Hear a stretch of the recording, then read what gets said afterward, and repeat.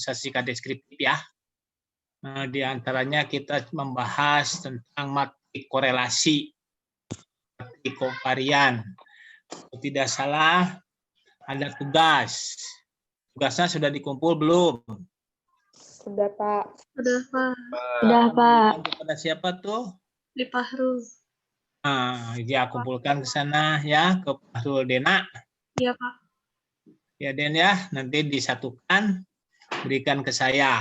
Nah, sebelum kita berlanjut, itu Anda menghitungnya kan data dihitung manual kan sama Anda ngitung korelasinya dan tadi dijemakan dimasukkan ke matrik korelasi kan? Ya, barangkali ada yang ingin ditanyakan dulu. Suara saya jelas? Tidak terputus-putus? Jelas, Pak. Jelas, Pak. Jelas, Pak. Jelas, Pak. Jelas? Oke, ada yang ditanyakan dulu? Nah, sebelum itu, sebelum berlanjut, saya ingin menjelaskan sedikit dulu ya. Sebetulnya itu kan Anda kemarin menghitung dengan manual ya. Sebenarnya kita juga bisa menggunakan SPSS. Nah, di laptop saya Anda cari ya. Nah, Fahrul Dena biasanya sudah punya tuh SPSS. Dena sudah punya di laptopnya ada SPSS enggak? Baru hanya Pak, belum diinstal. Fahrul? Ada Pak, ada. Kedengaran suaranya. Oh iya, ada Pak. Nanti Anda disilakan saja dicari-carinya itunya SPSS-nya. Ya, tapi tetap kita tetap manual ya. SPSS itu hanya untuk mengecek saja. Nah, sekarang kita lihat ya. Kemarin kita sudah belajar. Nah, misalnya ini saya punya data seperti ini. Kita bisa tampil ini kebaca? Kebaca enggak? Siap, udah. Misalnya saya punya data seperti ini. Bisa, Pak. Ya. Baca. Ini disimpan di Excel sama saya. Nah, ini. Baca. Ada berapa variabel di sana? Pak, ada 2. Ada X1, ada X2, ada X3, ada Y. Entah apalah ini ya. Iya. Namanya apa ini ya. Pokoknya dikumpulkan data lah. Nah, data ini dikumpulkan dari berapa observasi? Dilihat? 20, Pak. Dibuka saja itunya lah, nggak apa-apa. Bisa bicara ya. Nah, di situ ada variabel X1, X2, X3, dan Y. Nah, pokoknya apa nama variabel. Yang penting kita punya data seperti ini. Nah, kita akan menghitung nilai rata-rata simpangan baku. Nah, di sesi deskriptif Anda belajar SPSS enggak? Belum, Pak. Belum. Oke. Ini data kan di Excel. Jadi kita ada data misalnya ya direkap oleh kita disimpan di Excel seperti ini. Oke. Bayangkan. Nah, sekarang kita akan pindahkan data ini ke SPSS. Jadi kita tinggal copy saja seperti ini kan. Di copy. Nah, gitu lah. Oke, datanya saja. Observasinya jangan, jangan, cuma data saja nih yang ada dalam lingkaran itu ya. Oke. Sekarang Anda buka SPSS-nya. Nah, di sini sudah ada ya. Tadi stop ini harus hilang dulu, nggak bisa dua-dua kan ini. Share lagi. Nah, di sini. Nah, sekarang SPSS sudah terbuka. Kelihatan ada di layar Anda? Ini SPSS Ada, Pak. ya. Diklik ikon SPSS keluar seperti ini. Nah, di bawah ada data view, ada variabel view. Lihat di ujung kiri bawah. Ya, di kiri bawah ada kan? Kelihatan? Kelihatan, Pak. Data view dan variabel klik data view. Klik. Nah, berubah par gitu kan? Nah, tadi kan sudah di copy simpan di nomor 1. Nah, 1 di bawah sini. Paste saja yang tadi. Nah, keluar kan? Data sudah masuk sekarang ke sini. Ya. Data sudah masuk ke situ. Oke? Bisa diikuti? Bisa? Ya, Bisa, Nah, Pak. sekarang kan ini ada par 001, par 002, par 003. Nah, ini harus kita rubah. X1, X2, X3, dan Y. Atau nama apa saja. Kebetulan simbol kita kan X1, X2, X3, dan Y. Oke? Sekarang untuk merubah nama ini, kita klik variable view di bawah ini. Klik. Nah kalian kan ada di situ. Ada column name, type, width, decimal, ya, ada label, ada value, missing, kolom, biarkan yang lainnya. Ya. Nah, sekarang kita rubah. Ketik saja seperti ketik biasa. Seperti Anda mengetik di Windows biasa. X1, terus Wah. X2, dua. terus X3, terus Y. Y. Nah, gitu kan? Sudah ini. Balik ke di sini. Klik lagi data view. Klik. Nah, sudah masuk sekarang kan? X1, X2, X3, Y. Oke? Nah, nanti Anda kalau ingin memberikan nama misalnya X1 itu apa? Lah kasih aja label di sini. Ya. Misalnya kalau Anda ingin X1 itu apa saja nama, tinggal diketik di situ, nanti ganti semuanya ya. Bentar ini. Bentar. Oke. Itu dulu ya, kita coba dulu itu ya, jangan yang lainnya dulu ya. Nah, ini sudah masuk semuanya datanya ke sini. Nah, Anda kan kemarin kalau Anda ingin apa yang kita inginkan sekarang? Menghitung simpangan baku, rata-rata dan sebagainya ya. Nah, di situ ada analisis. Klik analisis. Nah, keluar deskriptif, statistik, compare mean, dan seterusnya ini nanti Anda kalau mau belajar apa di sini ada mau regresi, mau apa saja ya. Di sini banyak sekali. Nah, sekarang Anda itu kan kemarin hanya belajar tentang deskriptif statistik kan? Nah, deskriptif statistik. Nah, di sini lihat ada frekuensi, ada deskriptif ya. Klik. Oke, saya ulangi. Klik sekarang. Deskriptif saja ya. Klik deskriptif. Nah, keluar kayak begini. Ya. X1, X2, X3, Y. Nah, kita tambahkan ini semuanya. Pindahkan semua variabel ini di blok. Pindahkan ke kanan. Nah, tunjuk yang tanda panah kan ke kanan. Klik. Oh, pindahkan ke sana. Oke. Nah, di situ ada standardized value as variable. Apakah kita akan menyimpan itu disuruh menghitung angka yang distandarkan? Kan kemarin kita bicarakan Z-score kan? Nah, kalau ingin disuruh ditampilkan, tinggal diklik di ini. Kalau tidak usah ya sudah jangan nggak usah. Kalau tidak perlu kan. Nah, lihat di sini option. Nah, di sini ada varian, min, jumlah, nggak usah lah varian saja, rank boleh. Timbangan standar error of mean, nah boleh begini. Jadi klik, biarkan yang lainnya dulu ya, nanti belajar yang lain. Oke, continue, klik. Nanti hasilnya, klik. Nah, keluar hasilnya. Nah, ini rata-ratanya. Ranknya X1 9 rank itu kan dari besar terkecil kan gitu ya. Ini nilai terbesar, minimum, maksimum gitu loh ya. Ini min.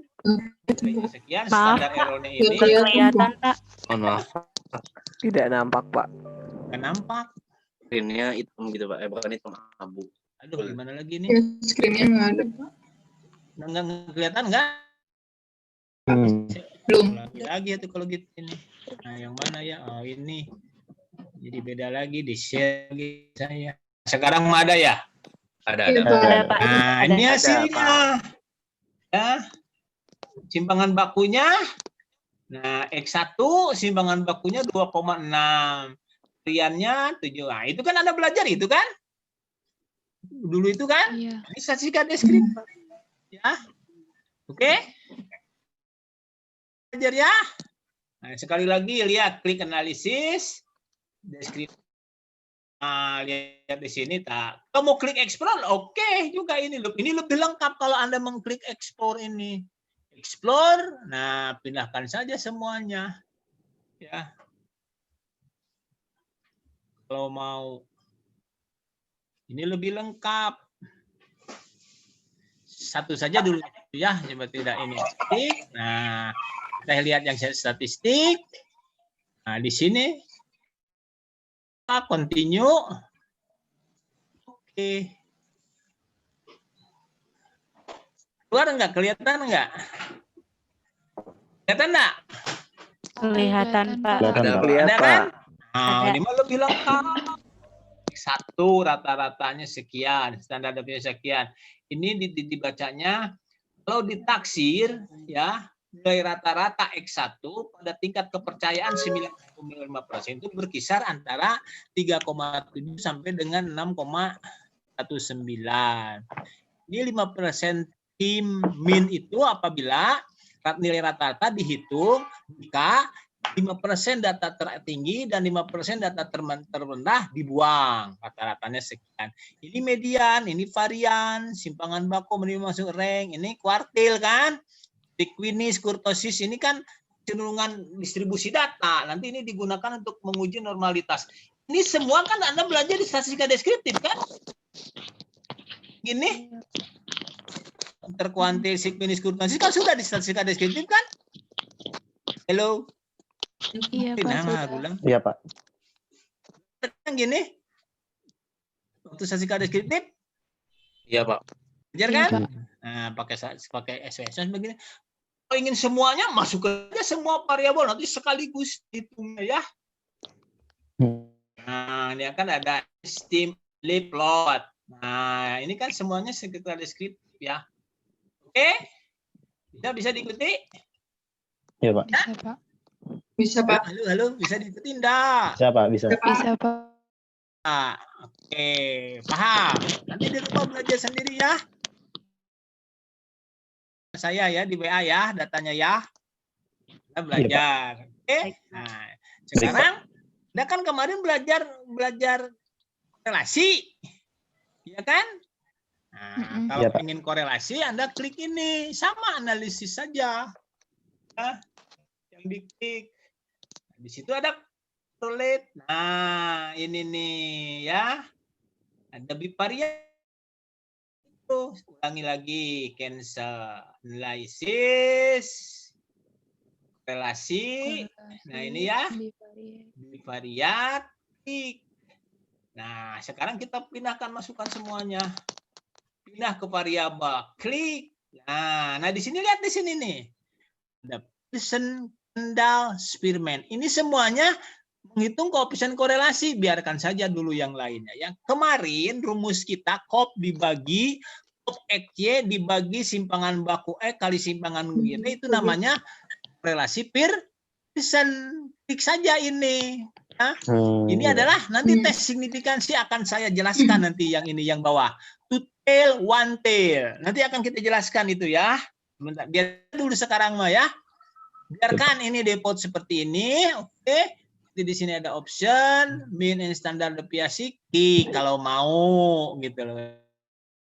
Ya, ini cross productive descent and covariance biarkan saja itu. Diklik mean dan standar deviasinya. Continue. Nah, klik saja. Klik. Nah, keluar matrik korelasi ini teh. Ya. Perhatikan sini. Relasi antara X1 dengan X1 adalah 1. Korelasi X1 dengan X2 adalah min 145. 0,145. Biarkan yang lainnya sig, detailnya biarkan N-nya 20 kan. Relasi X1 dengan X3 0,352. Ini sama kan. Relasi X1 dengan X2 0,145 dibaca ke sini. Nah, kemarin kan itu dijelaskan. Iya, Pak. Ya kan? Iya, Pak. Betul. Iya. Oke, nah ini min dan simpangan bakunya, ini N-nya, gitu loh. Ngerti ya? Paham. Iya, Pak. Paham? Paham. Iya, Pak. Oke, ada pertanyaan? Ada pertanyaan? Kan cepat pakai ini, nanti saya jelaskan itu apa ya. Nanti saya jelaskan sebentar ya. Bentar dulu.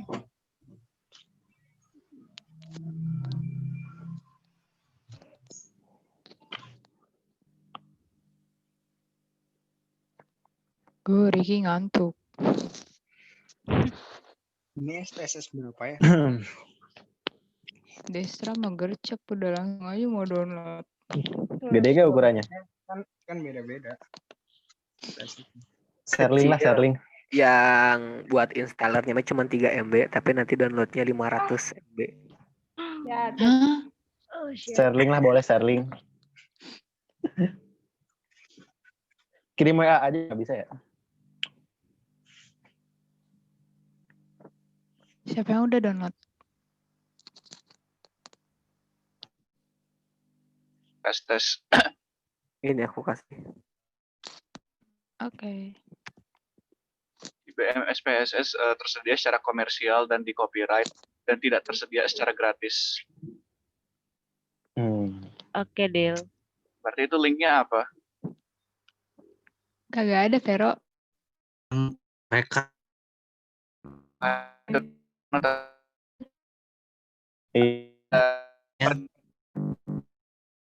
ada dari gitu. ya Tapi dari gitu. ya kita berdosa mengkrek terus. Nggak ada kayaknya, Coba udah UPI-nya lagi sibuk sama Omnibus Law.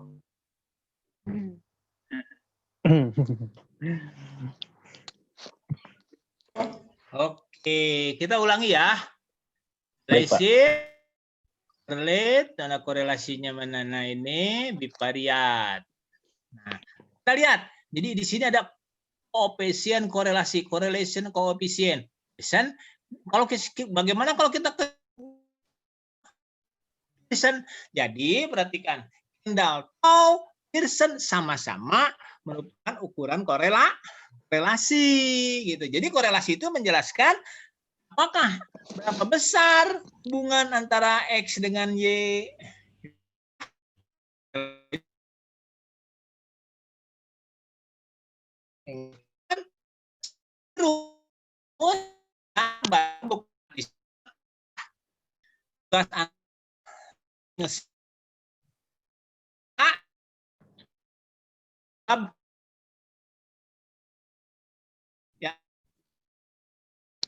Korelasi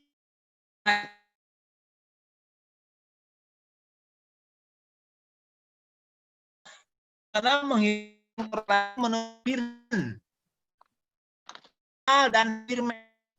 Nah, seperti di sini, oke? Catat, sudah dicatat. Sekali lagi, Anda membaca buku, ya, chapter report kait dengan bab korelasi. Nah, korelasi. Apa itu korelasi? Nah, biasanya di situ ada korelasi yang paling dipakai itu kan Pearson. Kita cari juga Kendall dan Spearman, ya. Terus Anda ya korelasi antara X1 dengan Y hitung menurut Pearson tapi manual. Hitung menggunakan rumus Kendall, hitung juga berdasarkan rumus Spearman. Ngerti? Iya, Pak. Paham? Ngerti, Hitung nih saya kan akan oke lagi sama saya nih. Klik. Nah, sekarang keluar Kendall korelasi X1 dengan X2 cek Kendall mas 0,117. Spearman kalau 5 beda-beda kan hasilnya? Kelihatan? Iya, Pak. Bisa? Bisa. Pearson, mana Pearsonnya? Tadi di atas Pearson ya, sudah. Nah, kalau ini non termasuk statistika korelasi non parametrik kalau ini masuknya. Nah, Dalton, Spearman, Pro, nah itu masuknya korelasi non parametrik. Sedangkan yang Pearson yang tadi, nah korelasi parametrik.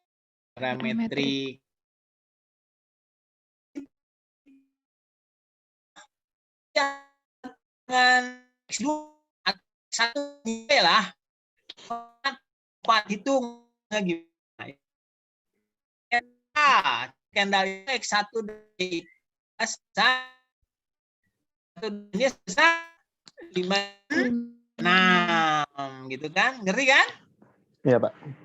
Sedangkan cek Spearman mah Relasi X1 dengan Y adalah 0,693. 3. Anda hitung ya satu ya. Minimal. Nah, dicek sama perhitungan Anda dengan hasil SPSS ya. Baik, Pak. Paham? Paham. Oke, mantap kalau begitu Anda belajar ya. Jadi tugas Anda sekali lagi membaca bab tentang korelasi ya. Apa itu korelasi? Bagaimana menghitungnya? Bagaimana mengujinya? Nah, di situ kan ada sig to tail. Nah, biarlah nanti yang kita jelaskan itu ya. Oke? Ada pertanyaan? Ada pertanyaan? Saya, Pak. Ya, silakan, Den. Yang dimaksud parametrik dan bukan parametrik itu seperti apa, Pak, maksudnya? Oke. Bagus pertanyaannya. Kalau parametrik non parametrik itu ya statistika inferensial ya yang digunakan ketika datanya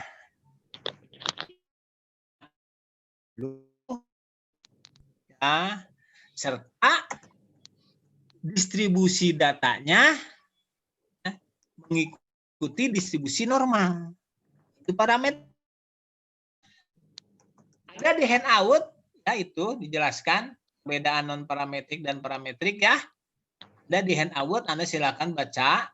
Nah, kalau non parametrik itu adalah statistika inferensial yang digunakan untuk data-data yang dikumpulkan dengan sampel kurang dari 30. Distribusi normal. Den, ngerti Den? Kalau di atas 30 datanya di normal, nah biasanya digunakan statistika parametrik. Oke, paham? Indikator distribusi normal itu kayak gimana, Pak? Ada nanti cara menghitungnya, nanti dijelaskan ya. Pakai jet sequence ya, menggunakan Kolmogorov Smirnov diuji-ujinya ya. Baik, Pak. Kita bicara itu. Bagus pertanyaannya. Jadi, tapi begini dalam ilmu statistika, selama kita mengumpulkan data dengan ukuran sampel yang dikumpulkan secara random, maka data cenderung berdistribusi normal. Distribusi normal itu ya seperti lonceng distribusi data itu, ya. Jadi yang paling banyak ada di tengah, kesininya ya sedikit, itu distribusi normal nantinya. Oke, sebentar. Nah, kayak beginilah ya, bentar ya. Analisis, deskriptif. Di sini ada enggak ya? Option. Di sini. Itu kita coba ke chat. Sebentar ya. Di cancel. Analisis. Sebentar. Explore. Nah, statistik, continue plot. Normality with S. Nah, oke lah. Nah, gini nih hilang histogram. Anda kan belajar histogram di deskriptif kan? Nah, ini yang disebut normalitas. Ini ujinya nih with S. Klik continue. Klik OK. Nah, sebentar ya. Nah, hasilnya ini contoh-contoh. Nanti Anda mungkin kurang paham ya. Biar saja dulu. Ini sih sekat deskriptif. Apakah data kita X1 ini berdisi normal atau tidak? Nah, diuji test of normality nantinya itu ya.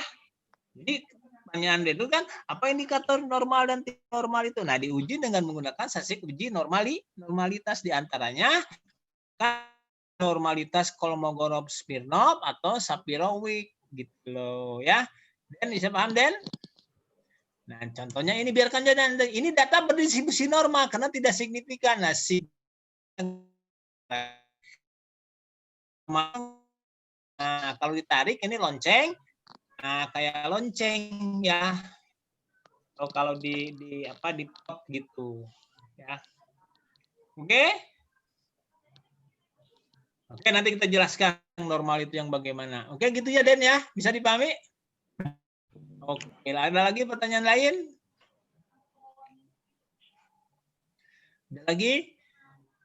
Oke, jadi Anda tugas Anda tadi itu kan ingat membaca bab tentang korelasi, ya, menghitung, menggunakan rumus-rumus Kendall dan Spearman ya. Cari di buku statistika ya. Oke? Iya, Pak. Baik, Pak. Nah, kalau tidak kita lanjut lagi. Di sini stop dulu ya. Nah, kita akan membahas sekarang. Nah, ini nih. Nah, apa ya ini? Nah, prosedur pengujian hipotesis. Nah, ingat, kita kan statistika inferensial sudah saya jelaskan yang disebut dengan statistika kesimpulan, penarikan kesimpulan. Bagaimana prosedur kesimpulan itu? Nah, menarik kesimpulan itu terkait dengan prosedur pengujian hipotesis. Nah, makanya kita coba bahas dulu bagaimana kita menguji ya hipotesis ya. Kita tahu hipotesis itu kan bisa terkait dengan perubahan sebuah parameter, nanti kita jelaskan ya. Jadi kita lihat dulu hari ini kita belajar tentang prosedur pengujian hipotesis. Kita akan bahas ada apa yang disebut dengan proses inferensial, B pengujian hipotesis, dan C prosedur pengujian hipotesis gitu ya. Nanti saya share ini ya ke Anda ya bahan ini. Baik, Pak. Oke.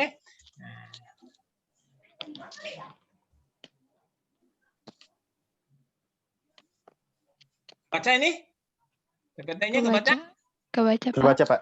Oke, kita lihat ya satu-satu sekarang. Nah, ini proses inferensial. Ya, apa maksudnya ini?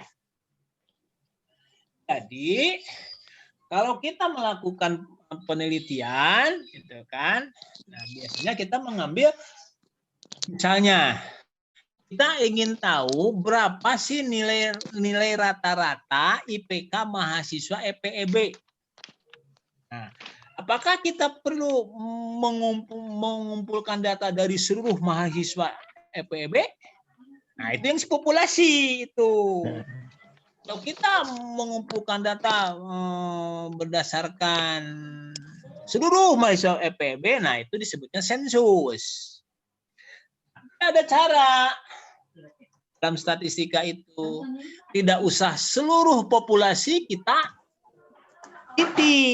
kumpulkan datanya, tapi kita mengumpulkan data dari beberapa anggota populasi. Nah, beberapa anggota populasi ini yang dijadikan sumber data, itulah yang disebut dengan sampel. Jadi, nanti Anda belajar menggunakan metode tertentu yang acak, random, diambil dari populasi sebagian anggotanya untuk dijadikan sumber data.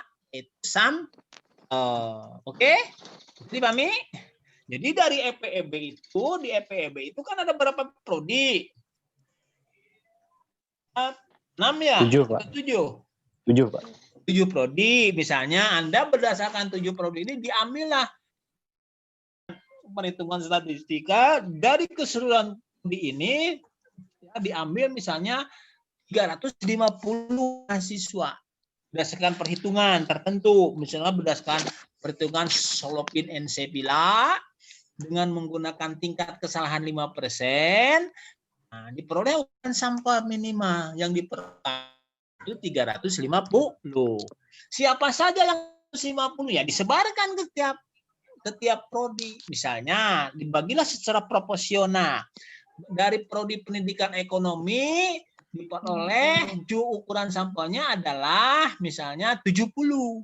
Nah, 70 itu tinggal dikocok dari seluruh mahasiswa yang ada di pendidikan ekonomi, seluruh angkatan, abuskan tadi kocok ku Anda. Ini cara sederhana, dari situ kocok dihitung gitu. Dok, nomor 1 siapa ya? Oh, nomor 20, nomor si Anu. Dikocok sampai 70 keluar. Ngerti? Nah, itulah random namanya. Sehingga nanti diperolehlah ukuran sampel 350 ditanya berapa nilai IPK-nya. Nah, berdasarkan IPK kan bisa dihitung rata-ratanya. Ngerti kan? Nah, dihitunglah diperoleh IPK rata-rata mahasiswa IPB adalah 3,24. Itulah yang disebut dengan statistik. Gitu loh. Jadi statistik itu adalah ya data. Statistik ini akan digunakan untuk menaksir, menjelaskan karakteristik populasi. Nah, data yang ada dalam populasi itu disebut parameter.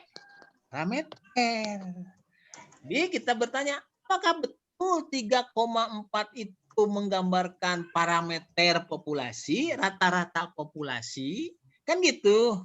Karena bisa menghitung sensus seluruh masa IPB, dihitung IPK-nya, dihitung rata-ratanya. Misalnya diperoleh 49, sedangkan berdasarkan sampel Anda 342. Itu tidak jauh berbeda. Ngerti?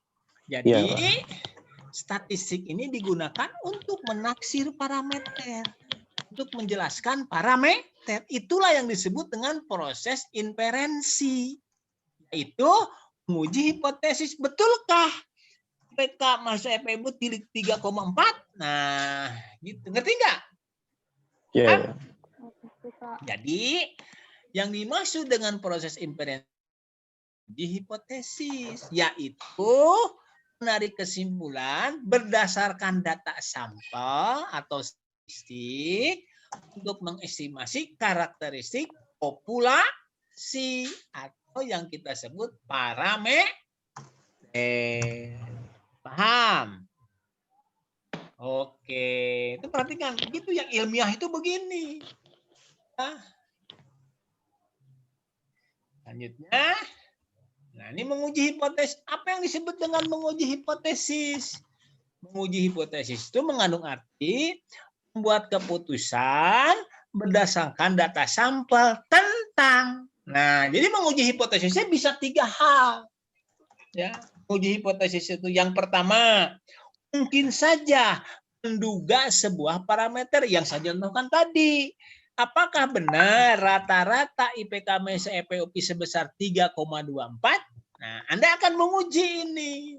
Ambillah 350 sampel dari mahasiswa IPB, dihitung rata-ratanya, nanti diuji. Gitu loh. Ngerti? Yang kedua, menguji hubungan. Test of relationship.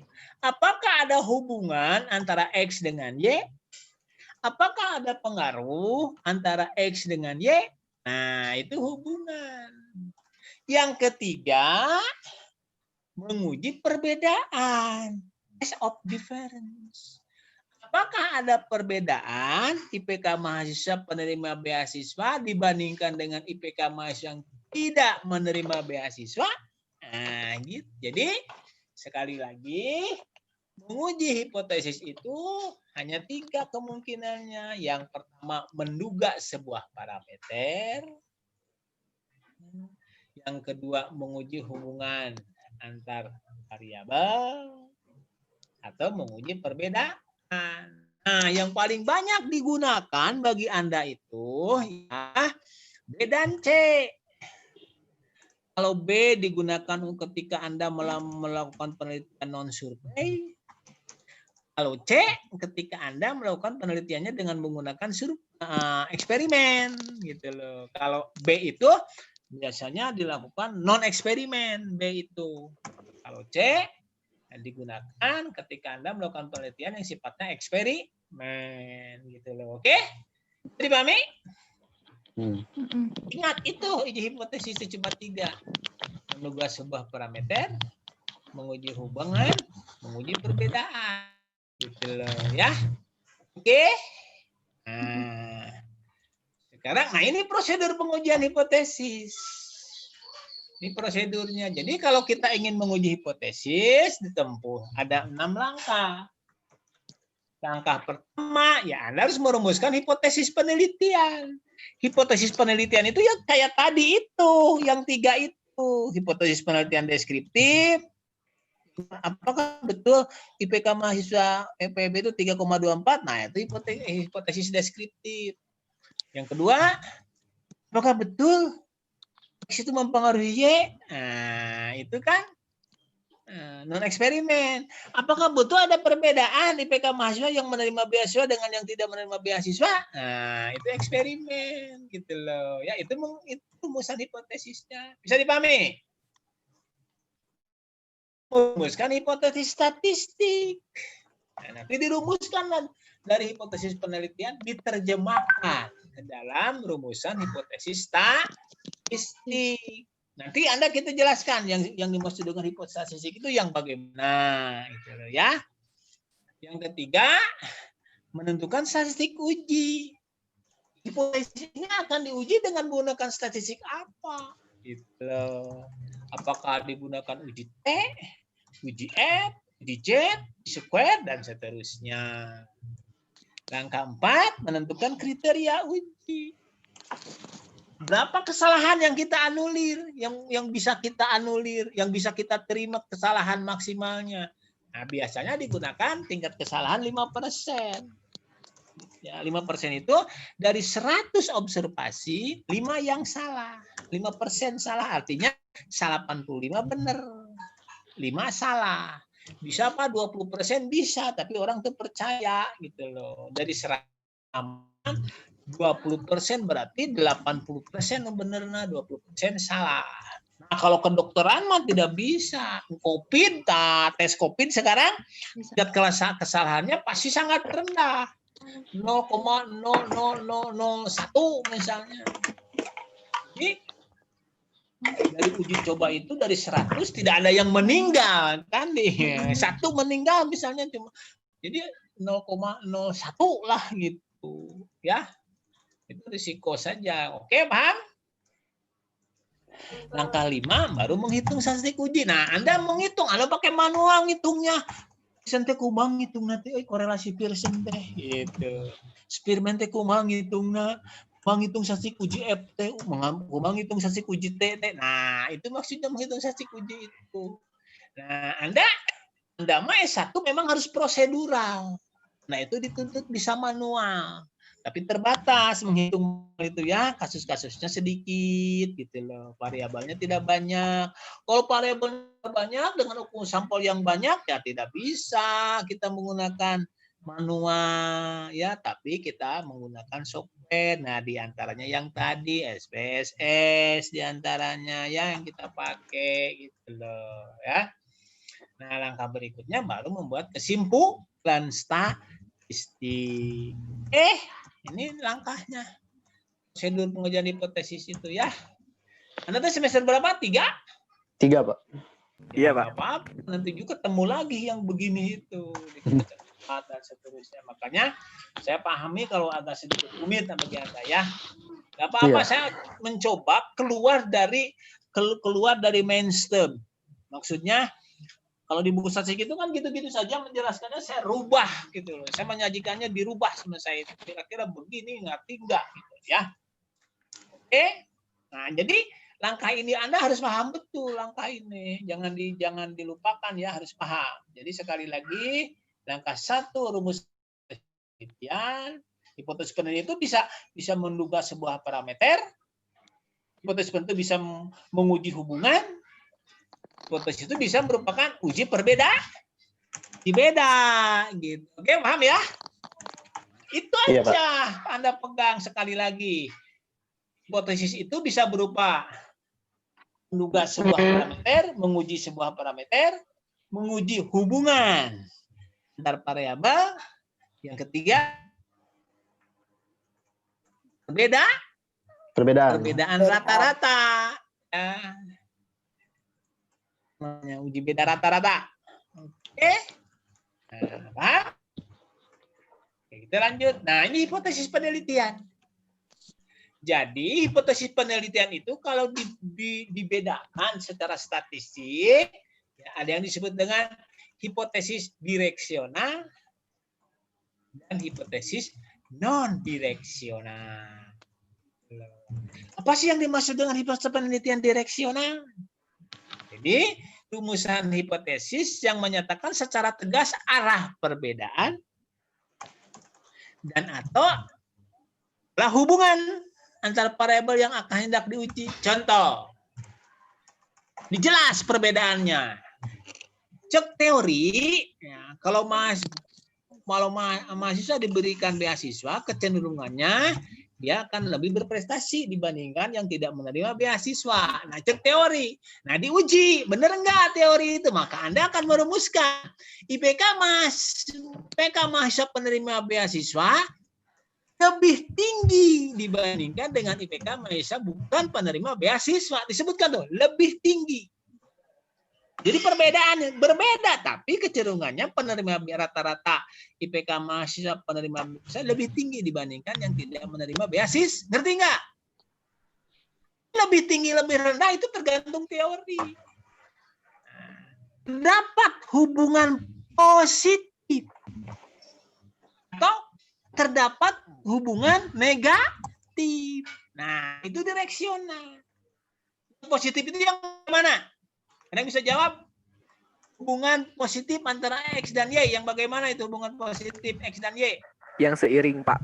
Di mana seiring itu? Jika X naik, Y juga naik. Seperti Nah, itu penawaran. betul. Yang negatif? Seperti permintaan seiring X naik, Y turun. Nah, itu negatif. Betul. Nah, begitu. Kenapa negatif? Kenapa positif? Itu macet teori nanti. Itu direksio.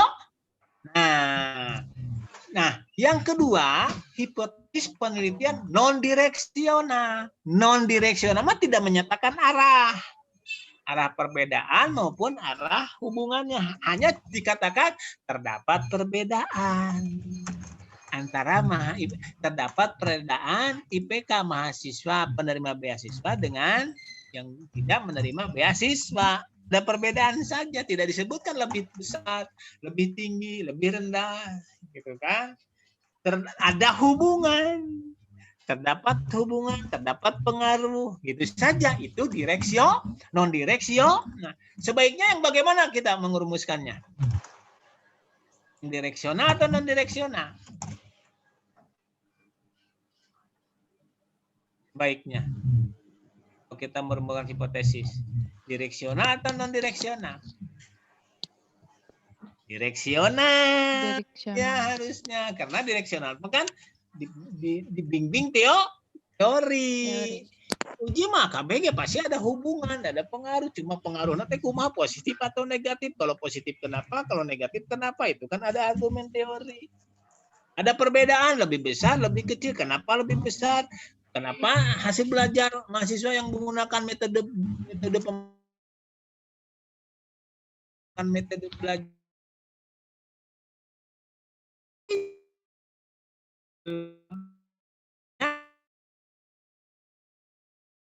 menguji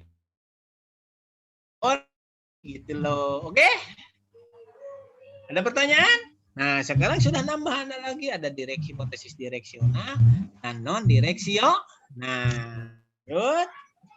Nah, hipotesis statistik ada yang uji satu arah, one tail tadi kan, ada two tail tadi kan di SPSS. One tail, two tail. One tail satu arah, two tail dua arah. Gitu loh.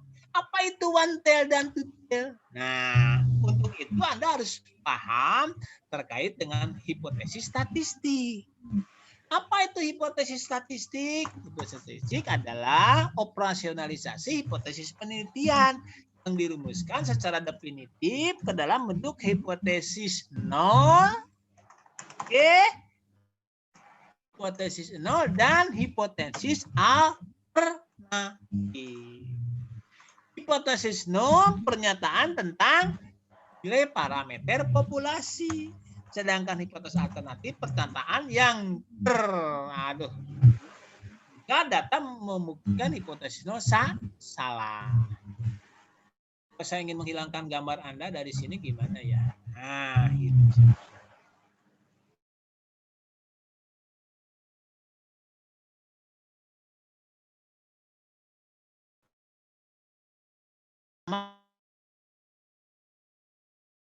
Nanti kita jelaskan itu ya. Nah, menguji hipotesis adalah menguji dan bukan menguji hipotesis alternatif. Rasanya hipotesis alternatif merupakan kebalikan logis dari hipotesis no. Hasil uji hipotesis alternatif diterima atau sebaliknya. Hasil uji HO diterima artinya HA ditolak. Uji hipotesis statistik uji satu arah dirumuskan untuk menguji hipotesis penelitian direksional. Sedangkan uji dua arah dirumuskan untuk menguji hipotesis penelitian non direksional. Nah, gitu. Jadi uji satu arah, uji dua arah. Oh, uji satu arah kalau kita akan menguji hipotesis direksional. Sedangkan uji dua arah digunakan untuk menguji hipotesis penelitian non direksional gitu loh ya. Bisa dipahami? Ada pertanyaan? Contoh agak jelimet sedikit. Contoh uji satu arah. Misalnya tadi kan dikatakan terdapat perbedaan. Nah, ini nih. Misalnya hipotesisnya rata-rata IPK mahasiswa penerima beasiswa cenderung lebih tinggi dibandingkan dengan mahasiswa yang tidak menerima beasiswa. Itu hipotesis penelitian.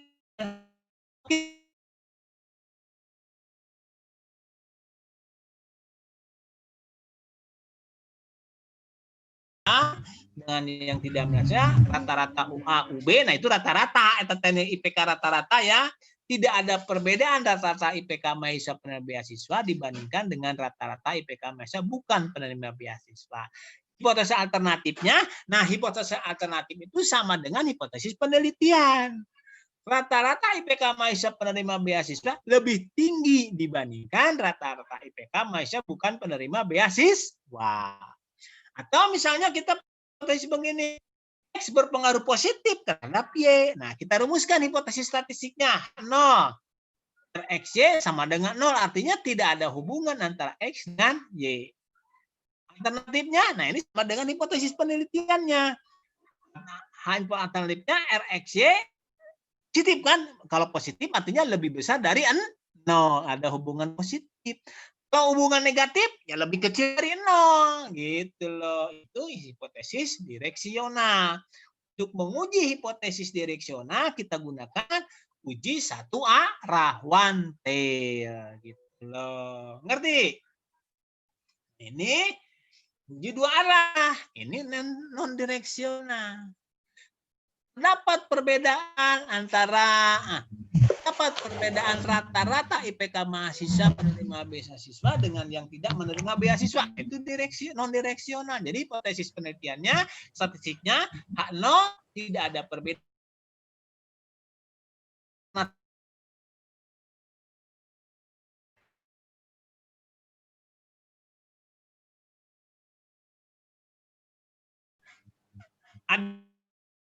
Ada X dengan Y. Nah, dirumuskan hipotesis statistiknya 0 RXY sama dengan 0, tidak ada hubungan. Alternatifnya RYX, RRYX tidak sama dengan 0. Kalau tidak sama dengan 0, saja. Dulu ya. Ada pertanyaan? Jadi ini uji dua arah. Yang tadi direksional uji satu arah. Dulu ya. Oke? Ada pertanyaan? Nah, ini kalau kita buat bagannya.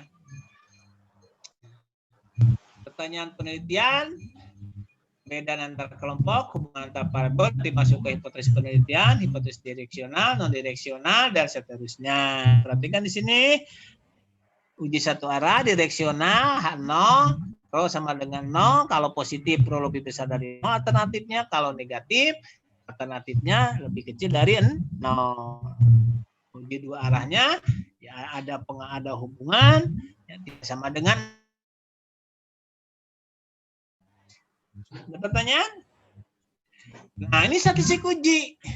Banyak statistik uji itu ya, diantaranya yang paling ya dari sekian itu yang paling banyak digunakan untuk menguji hipotesis itu adalah uji JET.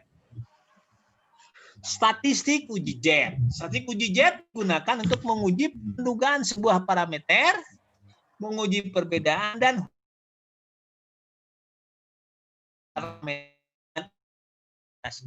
uji JET dipakainya. Uji chi-square digunakan untuk menguji hubungan antara dua variabel dalam statistika non-parametrik, uji normalitas, dan uji overall fit dalam model persamaan struktural. Ini nanti ada di S3 lah, overall persamaan struktural. Nah, ini uji T. Uji T itu pengganti uji JET. Digunakan untuk menguji perbedaan dua rata-rata dan menguji hubungan atau pengaruh dua variabel. Nah, ketika Anda bicara nanti tugas membahas tentang bab korelasi, itu biasanya digunakan mengujinya digunakan uji T. Misalnya, perolehlah angka korelasi 0,4. Apakah benar nggak, nyata tidak hubungan ini, signifikan tidak? Nah, istilahnya nanti digunakan uji T. Intinya itu. Nah, atau uji F. Uji F digunakan untuk menguji perbedaan 3 atau lebih rata-rata dan menguji pengaruh bersama beberapa variabel independen terhadap variabel dependen. Tadi kan ada contoh kita X1, X2, X3, dan Y kan. Apakah benar tidak? Apakah didukung data tidak? Bahwa X1, X2, dan X3 bersama-sama mempengaruhi Y. Nah, itu digunakan uji F yang begitu. Apakah X1 mempengaruhi Y? Nah, digunakan uji T kalau individual. Apakah X2 mempengaruhi Y? Digunakan uji T. Apakah X1, X2, dan X3 berpengaruh bersama-sama terhadap Y? Nah, itu digunakan uji F. Gitu loh ya. Bagaimana cara menghitung statistik uji F? Nah, nanti kita dijelaskan dalam kuliah-kuliah berikutnya. Oke? Nah, kriteria uji. Nah, ini kriteria uji. Apa itu kriteria uji? Kriteria uji adalah ketentuan atau pedoman yang digunakan dalam mengambil keputusan menolak atau menerima hipotesis 0. 0 ditolak atau tidak diterima jika, nah ini ketentuannya, nilai Z atau nilai T atau nilai F atau nilai X kuadrat hitung lebih besar dari nilai Z atau T atau F atau X kuadrat tabel. 0 ditolak. Nanti kita lihat contoh-contohnya ya. Tapi ini kriterianya. Atau yang paling singkat adalah apabila H0 ditolak apabila nilai probabilitas kesalahan hitung value kesalahan yang ditetapkan. Kesalahan yang ditetapkan biasanya adalah 5% atau 0,05. Dalam hal lainnya H0 diterima, tidak dapat ditolak. Contoh misalnya begini ya. So dulu. Oke. Stop sharing misalnya. Anda bisa mengikuti kan contoh-contoh yang digunakan dia barusan H0 gitu ya. Saya pindah ke sini. Tadi materi korelasi mana ya? Data-data ini sajalah. Oke. Share gitu ya. Ini datanya kan. Nah, inilah ya. Kebaca ini ada kebaca? Ada, Pak. Ada, Pak. Baca? Bisa dibaca ini? Bisa. SS-nya? Ada Pak, kelihatan. Pak. Bisa? Muncul, Iya, Pak. Pak. Oke. Saya akan uji misalnya korelasi ya, analisis. Korelasi antar bivariat. Nah, oke. Saya buang ya ini ya, fokus ke satu saja. Nah, saya ingin melihat apakah X1 dengan Y ada hubungan, saya gunakan Pearson. Nah, oke. Option. Sudah tidak ada ya. Itu saja ya. Nah, ini detail. Saya ingin mengatakan ini uji dua arah. Tinggal ini kalau one tail berarti hipotesisnya adalah X1 berpengaruh positif terhadap Y. Benar tidak? Nah, uji one tail. Tapi kalau saya mau rumusnya gini, X1 berpengaruh terhadap Y, itu berarti two tail. Click to tail gitu loh. Ngerti? Kalau hipotesisnya adalah X1 berpengaruh positif terhadap Y atau X1 memiliki hubungan positif dengan Y. Itu one tail. Ya. Hipotesis statistiknya dirumuskan H0 ya, R sama dengan 0. Alternatifnya R lebih besar dari 0. Artinya X1 berhubungan positif dengan Y. Kita gunakan korelasi Pearson. Uji dengan one tail. Nah, di situ ada fleksibilitas tidak. Nah, di flagnya ya. Kita lihat oke. Kita lihat hasilnya. Nah, perhatikan oleh Anda. Perolehlah korelasi antara X1 dengan Y itu 0,74. Tidak nampak, Pak. Dikasih bintang 2. Bintang 2. Nah, ini kan nampak. pada kesalahan 0,01. Layarnya kembali Signifikan. abu-abu, Pak. Mohon maaf, Maka Pak. tandanya 2. Bintang Mohon kalau dia maaf, Pak, signifikan nggak terlihat. 0,05, nah ini signifikan dia. Jadi secara statistik betul bahwa X1 mempengaruhi Y.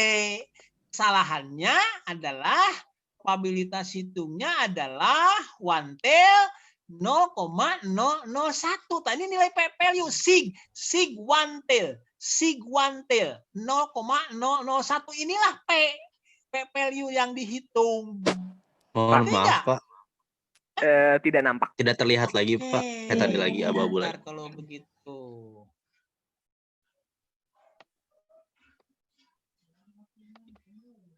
Sekarang keluar? Ada. Nah, perhatikan oleh Anda. Diuji kan tadi, nah, korelasi. Korelasi antara X1 dengan Y itu 0,74. Sig, one tail. Kenapa dipilih one tail? Karena kita berhipotesis X1 berhubungan dengan Y secara positif. Semakin tinggi X1, semakin tinggi Y. Nah, itu korelasinya begitu hubungannya. Diperoleh nilai setelah dihitung berdasarkan data, dihitung keluarlah angka korelasi Pearson itu sebesar 0,0674. Apakah nyata tidak signifikan tidak ini T? Apakah kita menolak H0 atau tidak? Hipotesis penelitiannya adalah sekali lagi X1 berhubungan positif dengan Y. Hipotesis statistiknya adalah R itu Pearson ya. Rx1Y sama dengan 0 itu artinya antara X1 dengan Y tidak ada hubungan. Oke? Alternatifnya adalah HA Rx1Y lebih besar dari 0. Artinya X1 berhubungan positif dengan Y. Kita uji. Berdasarkan data diperoleh angka korelasi 0,674. Diperoleh angka signya one tail 0,001. Keputusan H0 ditolak jika p-value lebih kecil dari 0,05. Berapa p-value-nya di sini? 0,001. Lebih kecil dari 0,05. Hasil uji signifikan. Gitu loh. Artinya betul ya secara statistik nyata signifikan bahwa X1 berhubungan positif dengan Y. Ngerti tidak? Tuh. Paham tidak? Marana ya? Pak. Hah? Paham tidak? Terlalu cepat, Pak. Ya susah. Ini logika. Kalau statistika metrik logika. Kalau Anda membalas baca susah. Oke. Ya. Kan Anda susah. Misalnya begini. Saya ingin menguji apakah betul X1 dengan Y itu berhubungan. Ya. Teori misalnya X1 itu berhubungan positif dengan Y. Berarti kalau semakin tinggi X1 maka Y-nya juga akan tinggi. Ngerti sampai situ? Nah, kita uji, kumpulkan datanya. Nah, dikumpulkan datanya, diujilah oleh Anda, dihitung. Di analisis statistik ujinya digunakan uji T. Nah, nanti uji T itu apa ya? Nah, menggunakan korelasi Pearson dengan statistik ujinya uji T. Kriteria ujinya adalah H0 ditolak jika korelasi Pearson menghasilkan tingkat kesalahan yang dihitung lebih kecil dari 0,05. 0,05 itu tingkat kesalahan yang kita tetapkan. Maksimal saya boleh salah, tapi kesalahan saya tidak lebih dari 0,05. Artinya dari 100 observasi hanya 5% saya salah. Memprediksi bahwa X1 berhubungan positif terhadap Y itu. Yang lainnya mungkin negatif, tapi cuma 5 salahnya. Ngerti? Ngerti enggak? Jadi ujilah sekarang, keluarlah angka. Oleh angka korelasi Pearson 0,0674. Signifikan tidak ini dengan ukuran N sampel 20. Diperoleh nilai p-value, korelasi Pearson ini menghasilkan nilai p-value, probabilitas kesalahan yang dihitung P nilai P sebesar sig 1 tail. Sig sebesar berapa? 0,0. 0,01. Lebih besar, lebih kecil dibandingkan dengan 0,05. Lebih kecil. Lebih kecil. Keputusannya apa kesimpulannya? Diterima. H0 Tolak. Kita menerima hipotesis penelitian bahwa X1 positif dengan Y. Walaupun kesimpulan tersebut salah, saya ulangi, walaupun kesimpulan tersebut salah, kesalahan saya hanya sebesar 0,001. Itu kesalahannya itu sangat rendah kan? Makanya di bawah dikatakan korelasi sangat signifikan pada tingkat kesalahan 0,01 disebutnya. Tanda panahnya, tanda bintangnya 2. Atau 3, tanda bintang 3 itu kesalahan 0,001. Gitu. Ngerti? Oke, nanti juga berjalan pasti ngerti Anda ya. Sekarang mau dia semester tilu sih. Memang saya coba ya. Jadi memang Anda itu harus banyak baca. Ya. Tidak banyak baca susah. Logika ini mah ya. Oke? Ada pertanyaan? Oke, kita tutup lagi ini. Kita pindah lagi ke share yang lain. Mana tadi? Ini ya. Balik lagi ke sini ya. Kriteria uji.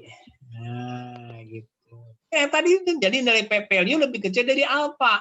Nilai artinya apa? Nilai probabilitas kesalahan hitung p-value sig kalau mau dinas statistik dinas SPS. Nah, p-value itu signifikan, sig tandanya di SPSS ya. Sig tanda itu sig itu adalah p-value. Apa p-value? Probabilitas kesalahan hitung yang probabilitas kesalahan hitung. Jadi peluang kesalahan saya ketika saya memperoleh nilai korelasi Pearson sebesar 0,674, peluang membuat kesalahannya hanya sebesar 0,001. Oke? Bisa dipahami enggak?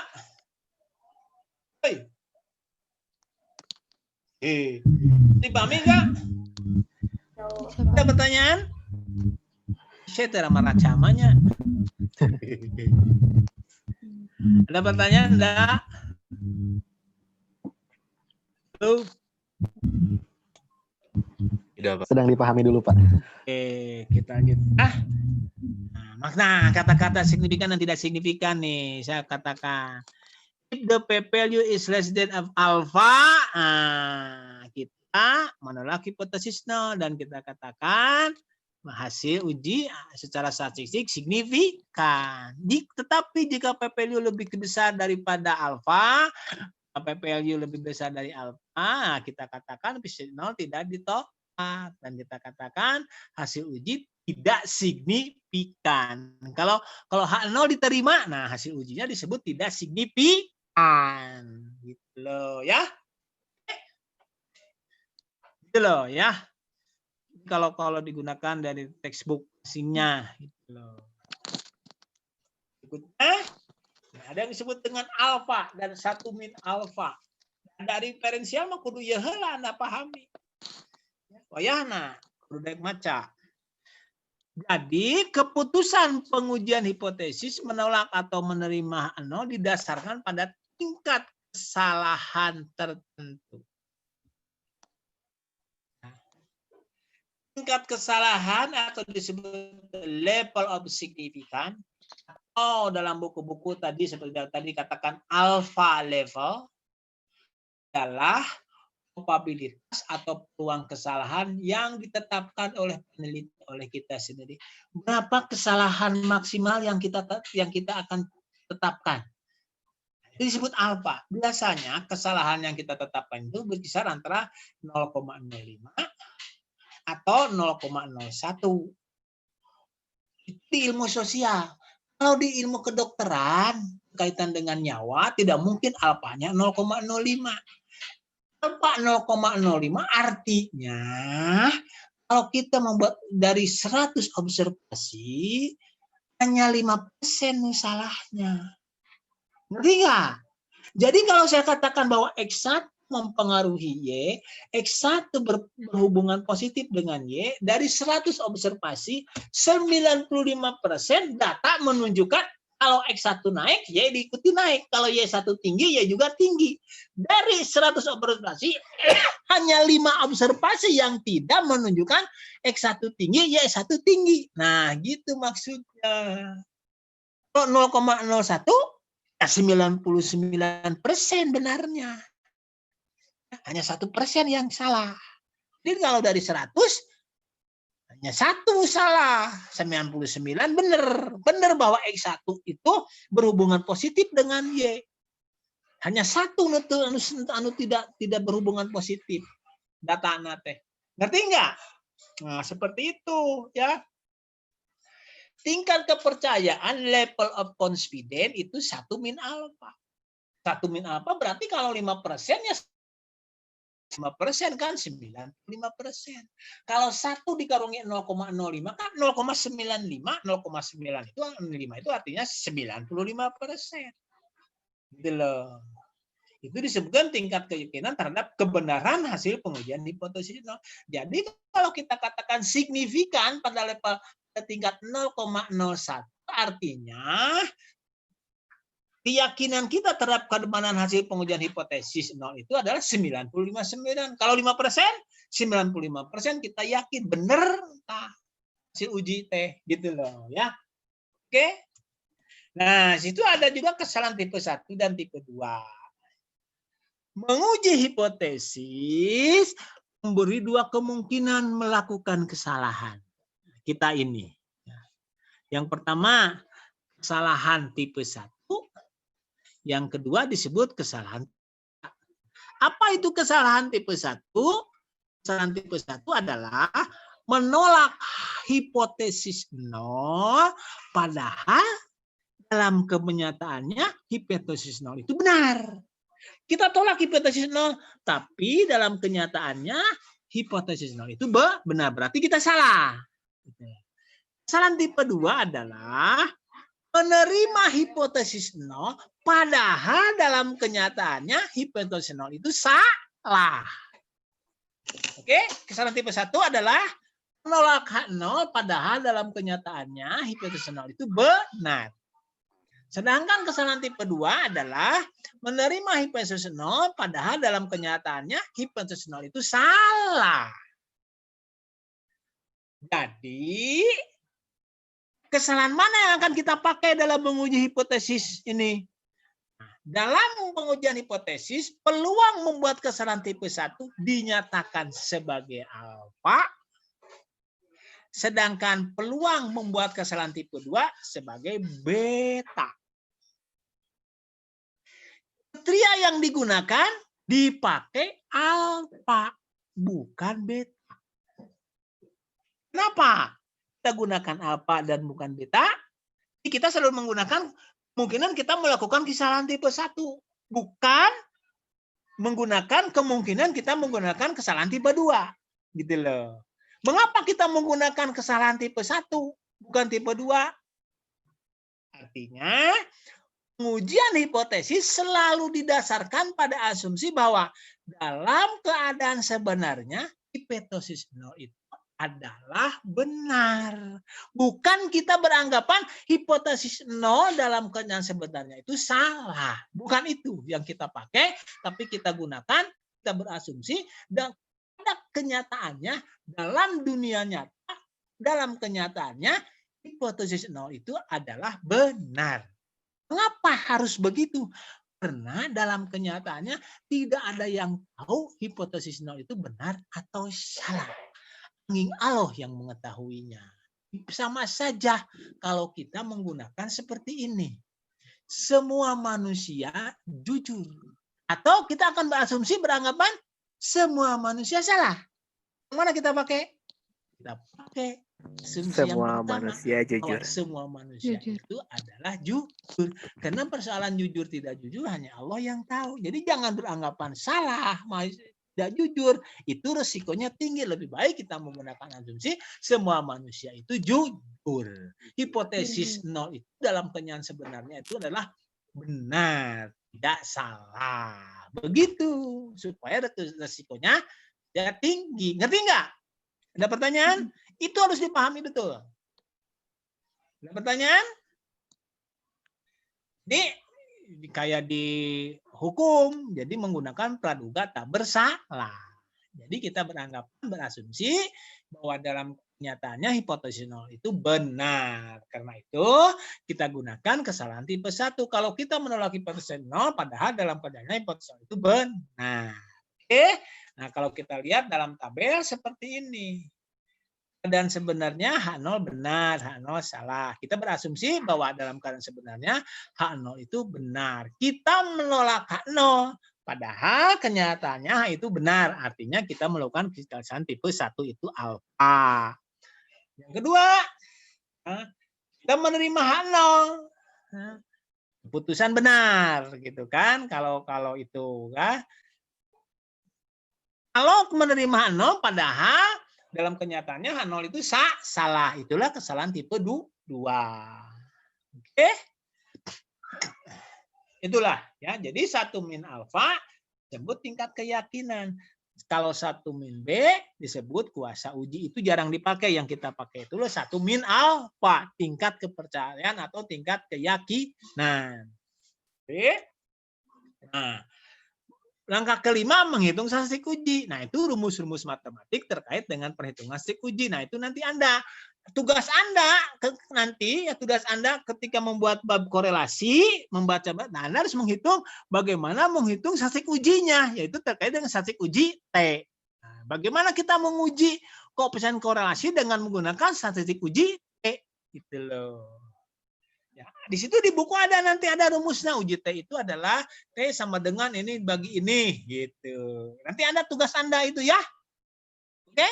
Jadi di bab Anda nanti koefisien korelasi dihitung X1 ke Y, Spearman, ada Mekenda, ada Spearman. Nanti diuji dengan menggunakan, kalau Pearson pasti akan diuji dengan statistik uji T. Kalau Spearman ya biasanya digunakan statistik uji Z. Bagaimana mengujinya? Menghitung uji Z dan uji T dari buku itu. Ya, sertakan oleh Anda. Paham? Oke. Nah, C kuadrat belum C kuadrat. Oke. Nah, ini kesimpulan statistik. Artinya yang di langkah ke-6 buat kesimpulan statistik. Mengambil keputusan terkait dengan pengujian hipotesis. Karena nilai T hitung, nah nanti akan seperti itu. Anda itu setelah dihitung nilai T-nya, karena nilai T hitung lebih besar dari nilai tabel, nah, maka dapat disimpulkan H0 tidak dapat diterima dan hipotesis penelitian diterima. Atau karena value atau sig sebesar 0,04 atau berapa saja, maka disimpulkan H0 tidak dapat diterima dan hipotesis penelitian diterima. Kalaupun kesimpulan tersebut salah, maka kesalahannya hanya sebesar 0,04 lebih kecil dari 0,05, maka dikatakan hasil uji signifikan. Jadi kesimpulan tersebut salah. Kalaupun kesimpulan tersebut salah yang bagaimana? Melakukan kesalahan tipe 1, kesalahannya hanya sebesar 0,04 lebih kecil dari 0,05 hasil uji, itulah signifikan. Oke, ada pertanyaan? Saya tutup dulu share-nya. supaya diam saja, nanti tidur Anda. Paham nggak? Ayo semangat. Gimana rehe pisan ini? Jadi tugas Anda sekarang baca buku korelasi, bab di sana di korelasi itu ada bagaimana menghitung korelasi, bagaimana menguji koefisien korelasi digunakan sasik uji T. Ada di buku itu ya, Anda baca. Bagaimana menghitung Kendall dan Spearman, bagaimana menguji koefisien korelasi Kendall dan korelasi Spearman, di buku itu juga ada. Cari ya. Oke, paham? Paham dengan tugasnya? Paham? Halo, paham tidak? Paham, Pak. Oke, iya menik gorowokan saya sampai kadangnya kata tangga dari kuliah. Kita bagusnya ini karena kuliah biasa isuk-isuk jam 7 cocorowokan. Semangat udah supaya Anda parinter. Oke. Ada pertanyaan? Pak ingin ditanyakan Pak. Oh, sing jelas. Kan ada 3 yang akan dicari untuk korelasi yang Pearson, Kendall, dan Spearman. Nanti kan diuji terus? tuh pakai statistik uji. Nah ini kalau misalnya yang Kendall itu diujinya pakai yang F, Pak. Ya nanti dilihat, dibaca di situ. Jet biasanya Kendall digunakan uji jet. Oh gitu. Dibaca di buku ya. Ikuti saja buku. Jadi kalau misalkan udah nih Pearson, jadi cukup saja pakai salah satu statistik uji, tidak usah semua Jangan kan ya? ikuti saja. Pearson mah uji T, makanya T. Kalau Nah, iya. Kendall Spearman uji jet. Nah, gitu loh. Mana dilihat di buku ya? Iya Pak. Paham? Paham. Oke, good. Pertanyaan. Oke, sebentar saya cari bukunya. Mana tuh buku tuh? Nah, ini biasa buku ini nih bagus nih. Nih. Basic Statistics Social Research. Nah, di sini ada. Sebentar. Nah, lihat. Nah, hipotesis statistik ada uji jet. Nah, nol alternatif semuanya pada ada di buku mah ya. Pasti. Nah, cuma kalau kecuali buku edel-edel ya, buku gitu mah pasti tidak ada. Kalau menggunakannya buku yang ini ya. Oke? Uji jet Ya, ada Pak. di sini Kendall semuanya juga ya, Spearman. Sengaja saya ingin tahu Anda ini. Nah, lihat. Statistical hypothesis gitu ya, ada H0, H1 semuanya ya. Oke, Spearman. Sebentar. Nah, uji jet itu ya, mana Spearman? Uji jet. Udahlah pokoknya ada di buku semuanya ya. Oke. Kalau ada Anda cari buku ini nih. Nih, kalau ada ya cari saja. Kalau tidak cari saja di buku-buku apa? Nah, di buku-buku statistika terapan. Nah, statistika terapan. Saya tidak menyebutkan buku si A si B ya, karena sama isinya kalau bicara buku statistika mah ya. Sama. Bentar. Nah, sini ada kop. Sudah di sini juga kop varian gitu. Ini contoh tabelnya gitu loh ya. Ayo sini semuanya korelasi. Nah, korelasi tata jenjang dah. Spearman ada tata Spearman. Spearman ya. Ada ro satu. Nah, diuji contoh dibulatkan. Nah, jenjang Kendall tahu. Kendall tahu. Kendall. Ayo semua di buku ya. Tinggal baca. Oke. Pakai uji jet nantinya. Kalau Spearman pakai uji T gitu loh. Oke? Supaya Anda memperoleh pengalaman belajar. Jadi kan mahasiswa itu kan terpelajar, mahasiswa saya ini harus betul-betul terpelajar. Kalau orang terpelajar mah membaca. Ya. Oke? Oke, Mami harus saya dorong ya. Anda harus baca.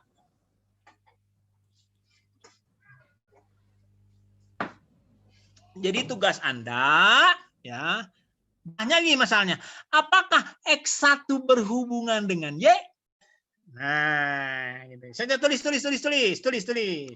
Pertanyaannya, masalahnya.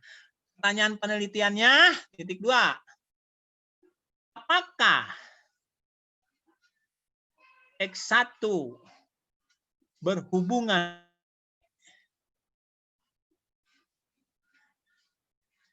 hipotesis penelitiannya.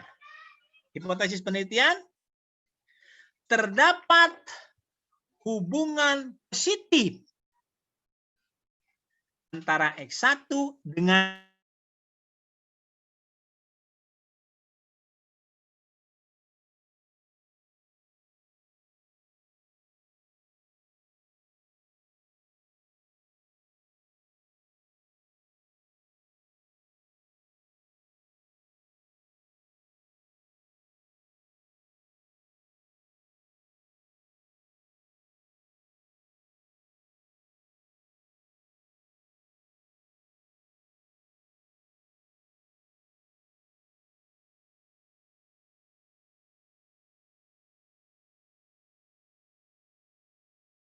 Nyonya mau berangkat dulu.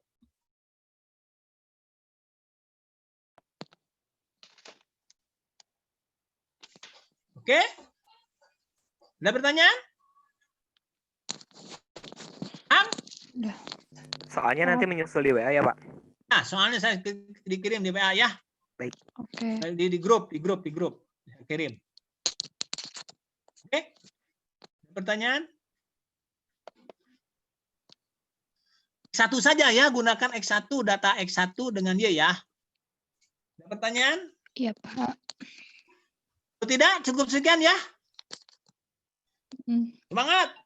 Semangat, Pak. Semangat. Terima kasih, Pak. Semangat. Dipoto dulu, foto keluar, foto dulu. Gimana sih? Foto dulu. 1, 2, 3, sih. Satu lagi. Teman lain di mana di halaman berikutnya. Ya foto-foto dulu ya, ini mana keluarkan Iqmar, Rizky, semuanya keluar. Nongol dikeluarin. Mana? Pramesti cewek. Sasabila, Rahmi, Aditya, Engka, Iqmal. Keluar semuanya, ayo. Foto dulu mana. Ayo keluar. Muka Rasep, muka Delis mana? Lah, gitu cantik mahasiswa saya, mantap pokoknya mahasiswa saya mah. Iya dong. Oke. 1, 2, 3, ciset. Oke. Cukup ya? Cukup hari ini? Cukup, Pak. Semangat. Cukup. Baca. Banyak mimpi. S2 Anda ingin sekolah di Serbong. Banyak mimpi, kerja keras. Baca. Selamat. Oke, makasih. Wassalamualaikum warahmatullahi wabarakatuh. Sehat semua. Waalaikumsalam warahmatullahi Waalaikumsalam. wabarakatuh. Pak, semangat jalani hari. Terima Oke, kasih. duluan ya. Silakan. Ya, Pak. Terima kasih teman.